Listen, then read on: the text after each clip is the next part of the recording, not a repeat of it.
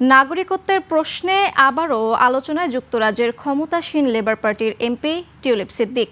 British দৈনিক দি Times ও বাংলাদেশের দৈনিক প্রথম আলোর যৌথ অনুসন্ধানে উঠে আসা বিস্ফোরক তথ্য প্রকাশের পর দি টেলিগ্রাফের প্রতিবেদনে আত্মপক্ষ সমর্থন করলেন টিউলিপ। অভিযোগ করেন বাংলাদেশের কর্তৃপক্ষ তার বিরুদ্ধে অপপ্রচার চালাতে ভুয়া পরিচয়পত্র ব্যবহার করছে। কালার এক্সপার্ট, জর্জ স্যাপ এবং মাইল্ড অন হ্যান্ডস টেকনোলজি সমৃদ্ধ অরিক্স ক্রিস্টাল ওয়াশ আপনার laundry expert. Bangladeshi passport NID থাকার বিষয়ে এবার কি বলছেন টিউলিপ সিদ্দিক? যুক্তরাজ্যের গণমাধ্যমের সাম্প্রতিক প্রতিবেদনগুলোর বিষয়ে প্রতিক্রিয়া কি? এমন সব প্রশ্নের উত্তর নিয়ে বৃহস্পতিবার ব্রিটিশ দৈনিক দ্য টেলিগ্রাফের অনলাইন সংস্করণে প্রকাশিত হয় একটি প্রতিবেদন।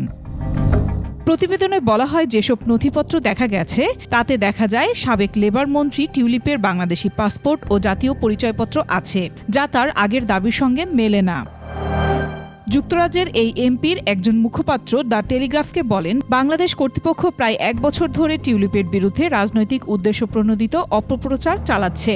কাগজপত্রের সত্যতা নিয়ে বাংলাদেশ কর্তৃপক্ষের বিরুদ্ধে প্রশ্ন উঠেছে বলে উল্লেখ করেন টিউলিপের মুখপাত্র।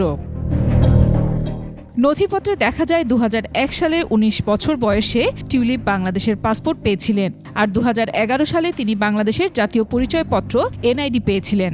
নথিপত্র আরও ইঙ্গিত দিচ্ছে 2011 সালে ঢাকার আগারগাঁও পাসপোর্ট কার্যালয়ে টিউলিপ পাসপোর্ট নবায়নের জন্য আবেদন করেন। তবে টিউলিপের সহযোগীরা নথিপত্রে নানা অসঙ্গতি ও অনিয়ম তুলে ধরেছেন।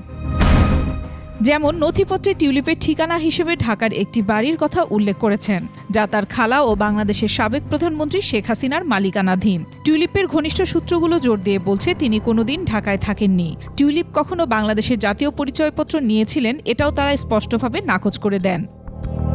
টিউলিপ সিদ্দিকের আইনি পরামর্শক প্রতিষ্ঠান যুক্তরাজ্যের দৈনিক ফিনান্সিয়াল টাইমসকে বলেছিলেন, টিউলিপের কখনো বাংলাদেশে জাতীয় পরিচয়পত্র বা ভোটার আইডি ছিল না।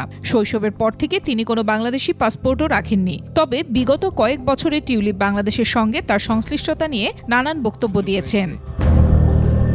আফসানা নীলা, ডেস্ক রিপোর্ট, 21 টেলিভিশন।